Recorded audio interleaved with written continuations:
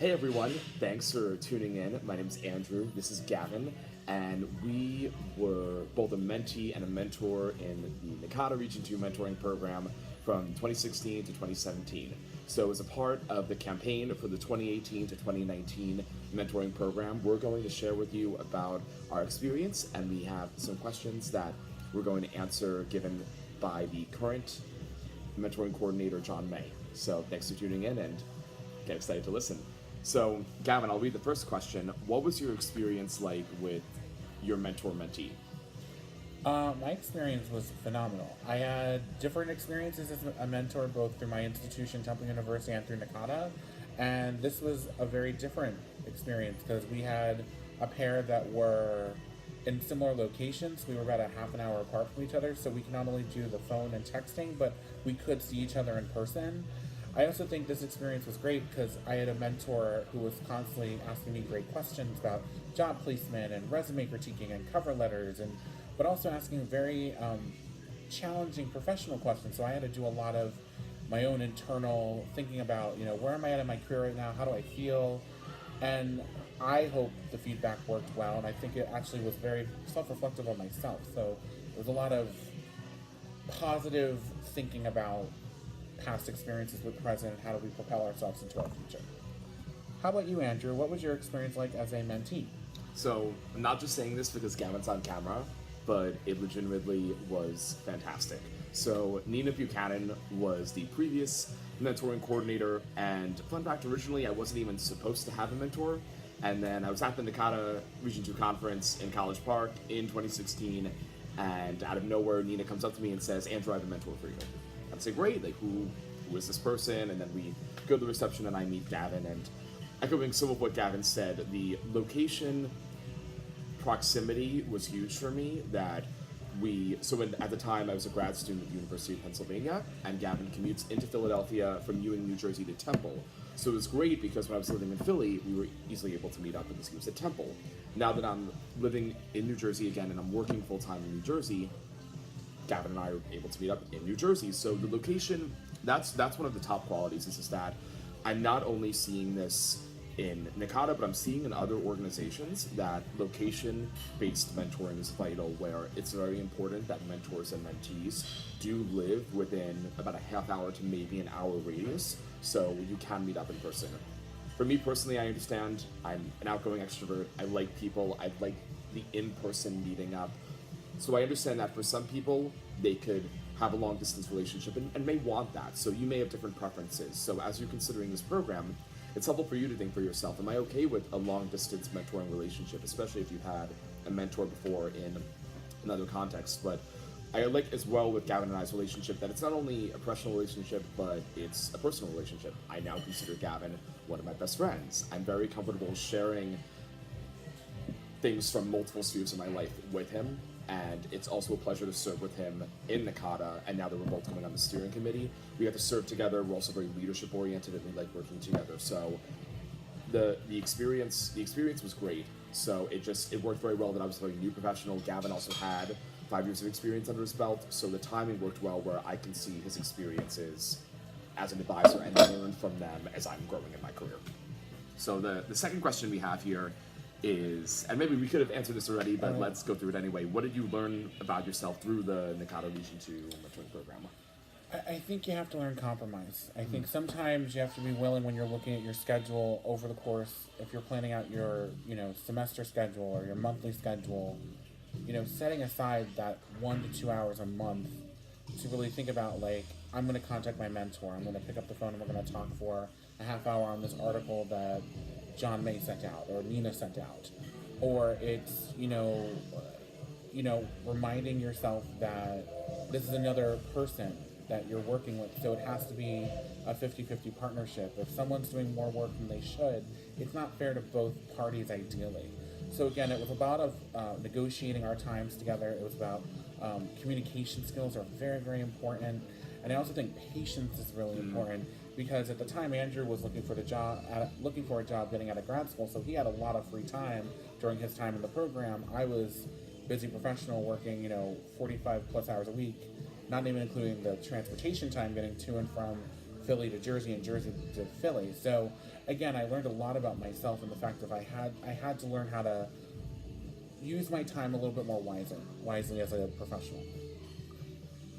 I'm with Gavin that you really do definitely with this program. It's a time commitment. Your mentors putting in their time. You're putting in their time for them too. We presented together on mentoring relationships between advisors at the 2017 NACADA Region 2 conference in Pittsburgh, and reverse mentoring has been discussed, where the mentor also learns from the mentee and also learns trends from, especially if the mentee is younger, the mentor could learn trends from the mentee's age area, depending on what that relationship is. So you are making a time commitment, and from being involved in this mentoring program, and this will be advice in one of the later questions, I'll address this a little bit further. It's an important time commitment, especially if you are new in the field. Finding a mentor who can advocate for you, especially if you can't find work immediately in academic advising, is huge. So definitely with this program, it has taught me to really prioritize mentoring, especially as someone who does a bunch of co-curricular performing arts activities outside of NACADA. Being involved in this program has convicted me of the fact that this needs to be a priority, and other things may need to fall to the wayside in order for me to have this mentoring relationship, and it's worth it to make those other sacrifices. So. Okay, question number 3. What would you say to another NACADA member who may be considering whether or not to apply for the mentor program? I would say I came on board to the mentoring program back in the 2013-14 cohort. It was one of Nina Buchanan's first cycles, and it was my first regional conference I ever attended. So I had less than a year and a half on the job at Temple, relatively new professional within the world of NACADA, and for me, being a part of that program and getting accepted in was another ability to sort of morph myself and how I could morph my career. I think if we look at the alumni who have been involved in this program, we see a lot of folks from the Region 2 coming forward, and they are taking on leadership roles such as the NACADA Council, Region Chair, the Advising Community Chairs. They're taking part in the ELP program. They're really taking part in the steering committee. They're serving as state liaisons. They're taking on the roles of people who are running the conferences themselves. And also we're seeing a lot of the folks writing for academic advising today, doing book reviews, presenting at the state, regional, annual conference. I mean, I was able to present at the 2017 annual on mentoring with one of my mentors and have a conversation with professionals from across the association about mentoring relationships and really how are they formed. And this is a program where it is a formalized mentoring program, but you will find a lot of informal friendships and mentorships just through different folks that you meet in NACADA. It's great that you're going to have a Rolodex of people. Yes, Rolodex. It's an old term, millennials, but a Rolodex of people you can contact through Facebook, through email, picking up the phone. Again, it was a worthwhile experience that 5 years ago, if I had not been a part of it, I mean, I would have gotten involved in NACADA, but it would have been a very different experience. And that mentor I had was at Drexel University. Her name was Rita Hurston, and she was phenomenal because she was a Philly-based assistant dean who had administrative experience, advising experience, and she gave me a different lens to think about in the world of advising. So for us, it was a really special opportunity. Answering this question, if you are a new person breaking into the field of academic advising, whether or not you've had higher ed experience, even no matter that, if you're breaking into academic advising, please apply for this program as a mentee. Please apply. It is vital. I would say definitely being involved now in leadership roles within NACADA. This is something that hiring managers will take into consideration, where the field of academic advising, it's now become its own field of study, and now jobs are going to become more competitive. So it's considering, how am I going to distinguish myself in the field compared to the person next to me? Mm-hmm. And getting involved in an NACADA mentoring program as a mentee or a mentor and taking on NACADA leadership will be able to help you distinguish yourself compared to other people. So there's that, where you're going to have to make some tough choices in order to distinguish yourself in this field and really look at your career beyond the 9 to 5, but look at it as a broader mission to improve student success. So more so, again, if you're new to academic advising in any way, please apply to this program. Maybe you're a mentee or mentor that has done this program before. So from personal experience, I had Gavin as my mentor the first year.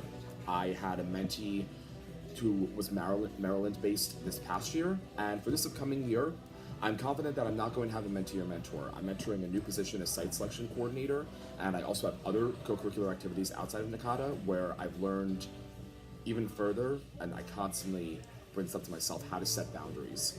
So I'm setting a boundary where it's a time commitment to have another mentee, and for this year, with taking on this new leadership role in the steering committee, it just may not be the right time right now, and I could use that year to adjust into this leadership role, and maybe in a year or two for the next upcoming cohorts, then I could consider either being a mentor, or I could consider being a mentee again. Even if you've been a mentor, that doesn't mean you can't be a mentee. Maybe there is someone older in the field who you could be paired with. So you can shift from being a mentee to a mentor, maybe to a mentee again. So definitely consider that as well. Maybe that's something you've not thought of, but it could be helpful to come to the program as a mentee and be more so poured into that way. So again, if you're a new professional, please just consider apply. Just after watching this video, just apply, put your information in, and for this year, I'm aware that John, with some input from Gavin, is making the pairings. We want to place everyone with a mentor, and you're looking at two committed people here who are going to be on the steering committee who, if you're interested in being a mentee, we'll do everything in our power to try to get you involved and try to pair you with someone. So we'll go out of our way to do that the best that we can.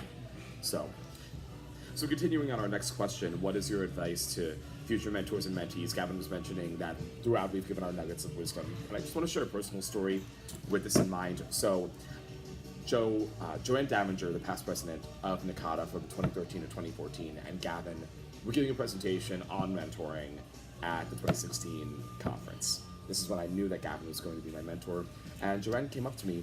Actually, she did come up to me afterward, but during the presentation, she specifically referred to me because she knew that Gavin and I were going to be prepared, and she was discussing that. She made it clear that definitely if this is important as the mentee to pursue this relationship, and that this is on you. So definitely, for me personally, when someone reaches out to you, similar to either Joanne or Gavin, and offers their time, take them up on it. Take them up on it. Speak with them, especially if this is someone who has acclaimed leadership experience. So especially, it has been valuable as well to not only have Gavin as a mentor, but to also have Joanne Davinger as a grand mentor, to be able to talk to her, to be able to have her give her time. So especially when you have an executive leadership position in academic advising or higher ed, your time gets limited, especially if you have a family. So if someone is willing to invest their time in you, pursue that. Seriously pursue that, and you go for it. And it has been a blessing just to get to know Joanne better and have her as a confidant as well, who I can speak with about my career and any conflicts I may be dealing with. So definitely consider, when you have a mentor, like Gavin said, you're going to open yourself up to even a larger network of mentors and mentees affiliated with this person. So. Oh yeah, and I think it's also hard for professionals at any level to admit that they might have the abilities to be a mentor. And I always tell people that if someone asks you, like if it's a younger or a newer professional that's coming up to you in a very informal way, like, oh, would you be willing to be my mentor? Think about it, but think about if you're scared of doing it, that's an okay thing. You know, a lot of formalized mentoring programs have coordinators like myself and, John May outgoing, I'm incoming. We're going to be able to give you the resources to help you learn about how to be a mentor. We'll give out those scholarly article journals. We'll give out ideas. We might be doing some trainings as well just to get people more comfortable. But I think it also gives a professional who might not be an administrative level some supervisor experience, some leadership experience. How do you get those horizontal skill sets to help you get maybe a vertical position raise? Now, we can't guarantee anything on your job level, but we can guarantee you that you're going to gain some soft skills, some leadership skills through taking part in the regional program, which I think are going to be so important to you as a professional. When you look back on your career in maybe 5-10 years, you can say, oh, I took part in, the Region 2 mentoring program through NACADA. This is what I got out of it. And because it's a formalized mentoring program, it really is something that we're going to have a lot of assessment doing. We're going to be testing you, and not testing, but we're going to get your feedback on how things are going 3 months in, 6 months in, 9 months in, 12 months when it's all there. Another thing to keep in mind with that interest is, yes, the application is going to be due on Friday, March 9th, so about a week and a half, give or take. And you want to also make sure that if you are interested in this program, you want to make sure that you're able to attend the 2018 Region 2 conference in Dover, Delaware, It is going to start on Wednesday the 21st and end Friday the 23rd, with a mentoring match event on Thursday the 22nd. So again, if you can't attend the regional conference, you won't be able to take part in the regional program. So those are kind of the caveats you want to keep in mind. But like Andrew and I have been saying, we're really advocating for mentoring at all levels of your professional development. So think about it. Again, if you use it, maybe it's something you're not ready for now, but maybe in the 2019 cohort, you might want to do it next year after getting a little bit more of experience. But again, we're just two examples of one mentoring pair that worked really well together. Was it the luck of the draw? Maybe. Again, you don't know what happens, but it's we put the time, the effort in, we listen to each other. And again, I think that if you're on the fence, you can always contact John Mayer and myself just to get a couple of extra, questions or, concerns out that you might have. But again, I think it will be something extremely transformational in your career to kind of, maybe you're not enjoying your job right now, but doing a mentoring thing outside of your office might be the one perky thing to help give you some more pep in your step when you're at work. I know like meeting Andrew 2 years ago was really great because I was at sort of a different point in my career where I didn't really know what I wanted to do. But in learning a lot from Andrew, as the mentor, he was a mentee that educated me a lot on a lot of new advising theories, a lot of different practices he was learning in his master's program that I didn't even think about before. So again, it's a transactional relationship, but you're going to get a lot of knowledge out of it as well. We're not paying you to do it, but just think about the intellectual and kind of soft skills, like I said before, you're going to be gaining from this experience. So thank you for watching us. Thank you for considering this. And to Liz Sutton, our communications coordinator, thank you for putting this beautiful video together for the YouTube audience. We appreciate it. Wonderful. So if you have any questions or any extraordinary circumstances, please reach out to us. And if you have not already and you're seeing this video, please join the NACADA Region 2 Facebook group. There are a lot of announcements that get pushed out there. There are emails sent out, but they are sparse just due to time commitments on the executive office's end. So definitely to stay in touch, we highly recommend that you join the Facebook group. There are many more announcements that flow there as a channel. So please reach out to us. Gavin's email is gavin.j.farber@gmail.com. My email is anmillin, MILLIN, @gmail.com. So this is great. Again, thank you for tuning in, and we look forward to seeing you hopefully in Dover this March. Take care. Bye.